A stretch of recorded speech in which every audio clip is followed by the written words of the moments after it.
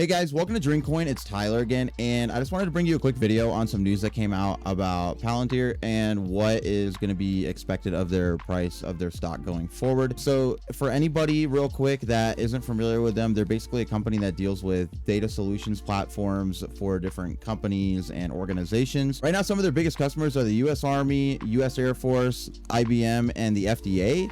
And so they've got a lot of government contracts alongside some other like just conventional like company contracts. And their main competitors right now are going to be companies like Salesforce and Alteryx for who they're going to be competing with in the market. They are coming off of some decent earnings from the fourth quarter of 2020. And what they showed when they released these on February 16th was that they had a 7-cent earnings per share for the quarter, which topped the estimate that was given to them of 5 cents by analysts previously before they released these. And they also earned revenues of $322 million, which beat analyst expectations of about $300 million. So their earnings report looked pretty solid and they look good going forward, but they've been on a decent decline because of some stock sales that have been going on with their insider trading and stuff like that. And so one of the biggest ones that literally just came out today this morning was that the CEO Alex Karp sold about $10.3 million worth of Palantir over the last week. This is due to him trying to mitigate some tax liabilities that are related to vesting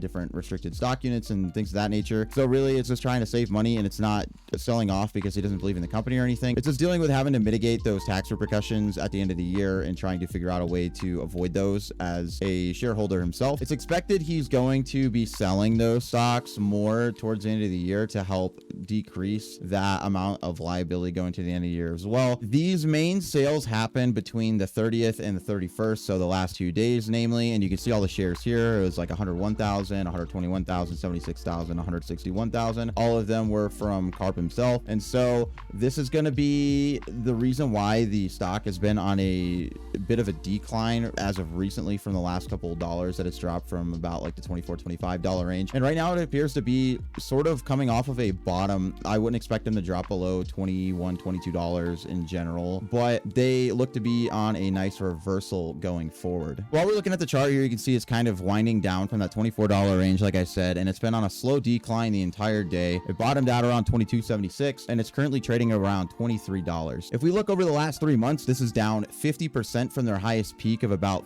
$43 in January, and they've been on smaller peaks of around $38 and $30 over the last couple months as well. Obviously March was pretty down for a lot of the market, so I can see why this is riding this channel pretty low here as well. It did rebound the middle of the month around 27, and then it's been on a slow decline back. This looks like a kind of reversal off the bottom happening here, and if this keeps going the way it is, especially with those liabilities coming off the books for Karp more over time, I can see this helping rebound the stock more. We could be retesting that $25 to $30 range here in the next couple weeks, as April looks to be good for tech stocks and data stocks and different things like that going forward as they rebound and NASDAQ pushes up higher, which is anticipated as of the current moment. So right now this is going to be a good buy point for you, especially if you're holding long. A lot of people view Palantir as over $100 over the next few years as well, which I think is very reasonable, especially as a data company that's partnered with the US military and the FDA and big organizations like that, and how this is going to be a fundamental piece of those organizations. This is going to allow them to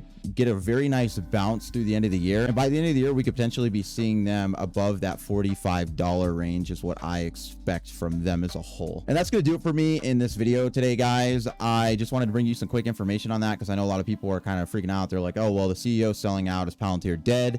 Should I be buying? Should I be selling right now? And they're just kind of not sure where they should be using this information in their investing. I hope this kind of clears up some of those concerns for you, helps you kind of analyze how you want to play this stock long term. And if you're currently a shareholder in it, I hope you can look at this as an appreciation of a discount so that you can further your position in this company long, because I do think they have a lot of value going forward, unlike a lot of people as compared to like Salesforce or something. So other than that, I'll catch you in the next one. Peace.